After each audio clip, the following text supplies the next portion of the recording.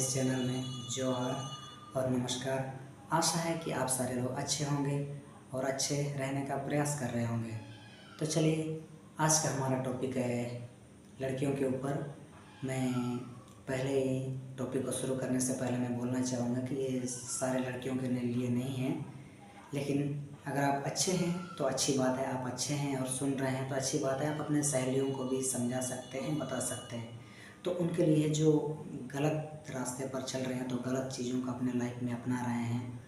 तो चलिए मैं बात करता हूँ। खासकर क्या होता है कि जैसे हमारे लड़कों की जिस प्रकार से परेशानी हैं, मुसीबतें हैं अलग अलग, उसी प्रकार से लड़कियों के भी अलग अलग परेशानियाँ हैं, मुसीबतें। हो सकता है कि कुछ परिवार में बड़े हैं या तो परिवार की आर्थिक स्थिति बहुत ही गंभीर है, तो वैसे लोग क्या हो जाते हैं कि लड़कों की तरह ही वे भी कमाने आ जाती हैं।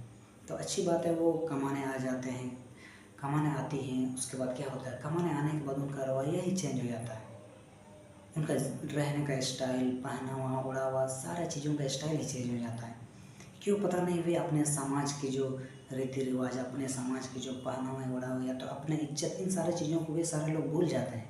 तो ऐसा क्यों होता है, ऐसा क्यों करते हैं बाहर आने के बाद? अक्सर मैं देखता हूँ, क्योंकि मैं अपने एरिया का एग्जांपल देता हूँ। एग्जांपल नहीं, ये रियलिटी है जो मैं बता रहा हूँ, क्योंकि मैं झारखंड से हूँ। और जैसे कि हमारे क्षेत्र के लोग, क्या होता है, जैसे आते हैं, यहाँ आने के बाद उनका पहना ओढ़ावा ही चेंज होता है। वे जब रास्ते पे चलते हैं तो क्या होता है कि अब देखने वाले को शर्मिंदगी महसूस होती है।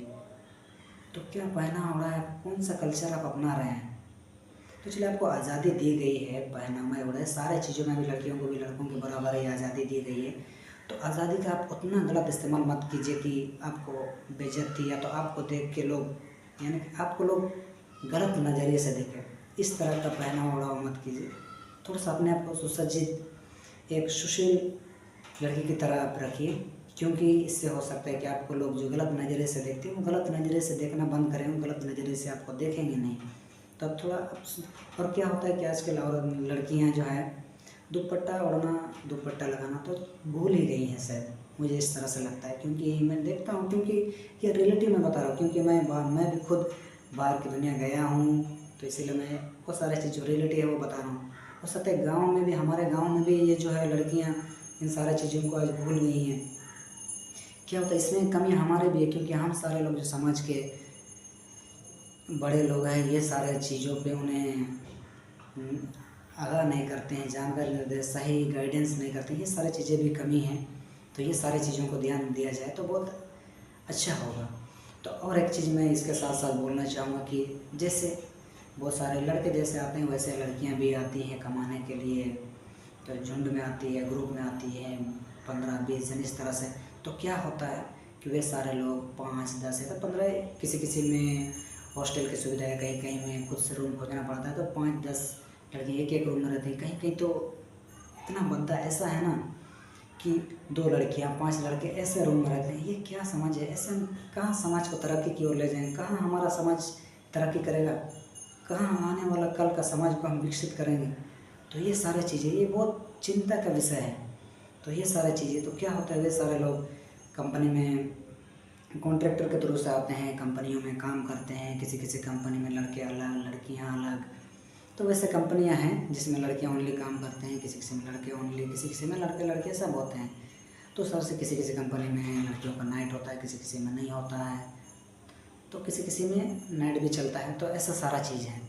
तो क्या होता है, 1-2 महीना बाद जब सीधी सी बात आप किसी कंपनी में काम करेंगे तो किसी से हाय हेलो बातें होंगी, तो कुछ ना कुछ बातें होंगी। तो वैसे क्या होता है, बातें होने के बाद 2-4 महीना बात करते हैं, फिर उसके बाद रिलेशनशिप में रहने लगते हैं।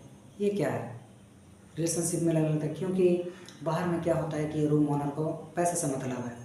तो पता नहीं क्या क्या बातें करते हैं, फिर वो डिसीजन लेते हैं कि हम साथ में रहेंगे।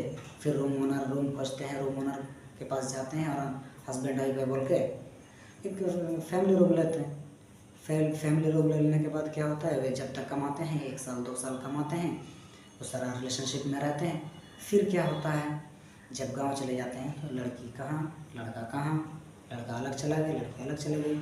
और हमारे गांव वाले हम बहुत खुशी से उम्मीद लगा के बैठे रहते हैं कि बहुत मेरी बेटी अच्छा से कमा रही है। जिस तरह गांव में सुशील तरह से रहती थी उसी तरह से शायद अभी उधर भी रहती हो। इस तरह से हमारे विचार होते हैं, क्योंकि हम तो नहीं जानते हैं, हम तो नहीं जा सकते, हमारे पास शायद किसी ने अभी तक ट्रेन में भी सफ़र नहीं किया होगा, तो हम कैसे जानेंगे कि मेरी बेटी कैसी है, या तो कैसे कमा के दे रही है, क्या पता कितना कष्ट उठा के, या तो किस तरह का जीवन शैली जी रही है। तो ये सारा चीज़ें हैं।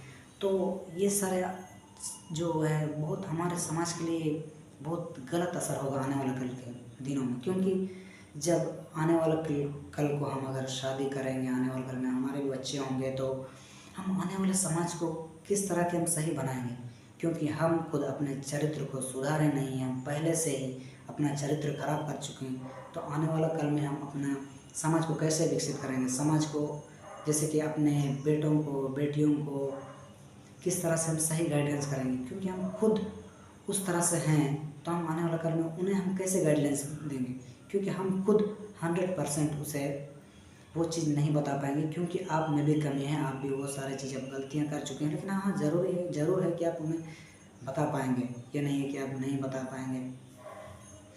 तो ये सारी चीज़ें हैं। तो जो भी लड़कियां हैं, बहन दीदी जो भी हो, सारे लोगों से अनुरोध है कि थोड़ा ये सारी चीज़ थोड़ा आप लोगों को आज़ादी दी गई है, अच्छी बात है, उनका आप सही इस्तेमाल कीजिए। आप सही नागरिक सही होके भी आप आने वाले कल में आगे जा सकते हैं। ऐसा ही नहीं है कि आप गलत तरीके से आप जीवन जिएंगे तो ही लोग आपको पहचानेंगे, तो ही आपको लोग प्रशंसा करेंगे, ऐसी बात नहीं है।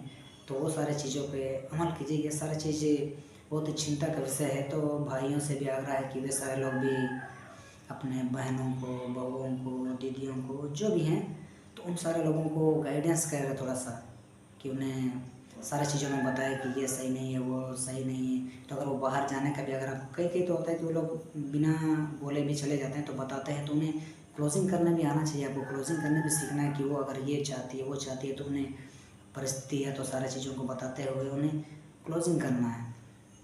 तो ये सारी चीज़ें हैं।